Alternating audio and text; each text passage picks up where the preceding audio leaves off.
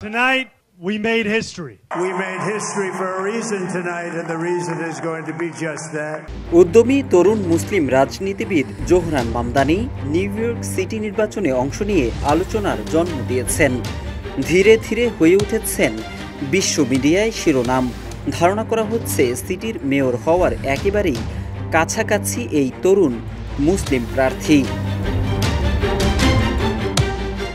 আসছে নভেম্বরের new York city নির্বাচনে মেয়র পদে ডেমোক্রেটিক পার্টির প্রার্থী হিসেবে প্রতিদ্বন্দ্বিতা করতে যাচ্ছেন জোহরান। গত ২৪ জুন বাছাই পর্বের নির্বাচনে প্রায় ১ ডজন প্রার্থীকে পরাজিত করে রীতিমতো গড়েছেন ইতিহাস। তবে তার জয়ের ঘটনায় কড়া প্রতিক্রিয়া জানিয়েছেন দেশটির প্রেসিডেন্ট ডোনাল্ড ট্রাম্প। সামাজিক মাধ্যম ট্রুথ সোশ্যালে মামদানিকে তীব্র কটাক্ষ করে ট্রাম্প লিখেছেন, জোহরান মামদানি শতভাগ পাগল কমিউনিস্ট।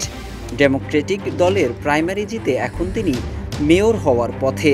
তিনি লিখেন, এর আগেও তারা উগ্র বামপন্থীদের দেখেছেন, তবে এটা রীতিমতো হাস্যকর হয়ে উঠেছে।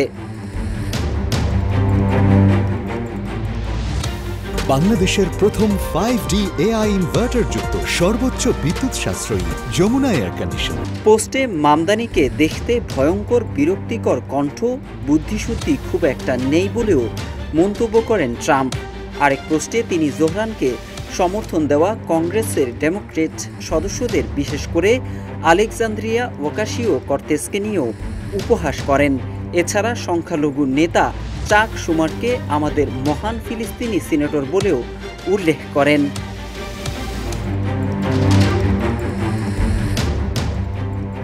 জানা যায়, গাজা যুদ্ধ ইস্যু মামদানির নির্বাচনী প্রচারের অন্যতম কেন্দ্রে ছিল। তিনি গত অক্টোবরে স্পষ্ট ভাষায় বলেছিলেন, ইসরায়েল গণহত্যা চালাচ্ছে। তিনি বিডিএস অর্থাৎ বয়কট, বিনিয়োগ প্রত্যাহার, নিষেধাজ্ঞা আন্দোলনেরও একজন দৃঢ় সমর্থক। এক সাক্ষাৎকারে তিনি বলেছিলেন, নেতানিয়াহু নিউ ইয়র্কে আসলে তিনি তাকে গ্রেফতার করবেন।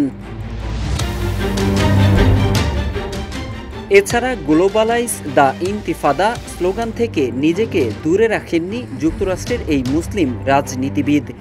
যদিও তা নিয়ে কট্টরপন্থী মহলের সমালোচনার মুখে পড়েছিলেন তিনি, তবে জানিয়েছেন তার সমালোচনাগুলো যুক্তরাষ্ট্র ও ইসরায়েলি সরকারের বিরুদ্ধে, ইহুদিদের বিরুদ্ধে নয়।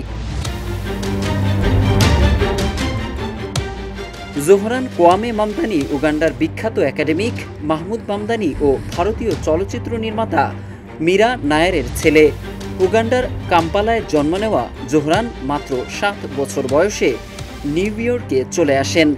রাজনীতিতে যুক্ত হওয়ার আগে তিনি ছিলেন একটি হাউজিং সংগঠনের পরামর্শক, যেখানে তিনি গরিবদের উচ্ছেদ ঠেকাতে সহায়তা করতেন। নভেম্বরের সাধারণ নির্বাচনে জোহরান মামদানি জিতে আসবেন এ ব্যাপারে বিশ্লেষকেরা প্রায় নিশ্চিত। মেয়র পদে নির্বাচিত হলে তিনি শহরে বিনা ভাড়ায় বাসে চলাচল, অ্যাপার্টমেন্টের ভাড়া বৃদ্ধির উপর নিষেধাজ্ঞা এবং সিটি কর্পোরেশনের নিজস্ব মুদি দোকান চালুর ঘোষণা দিয়েছেন। মোহাম্মদ সাইফুল ইসলাম, ইত্তেফাক।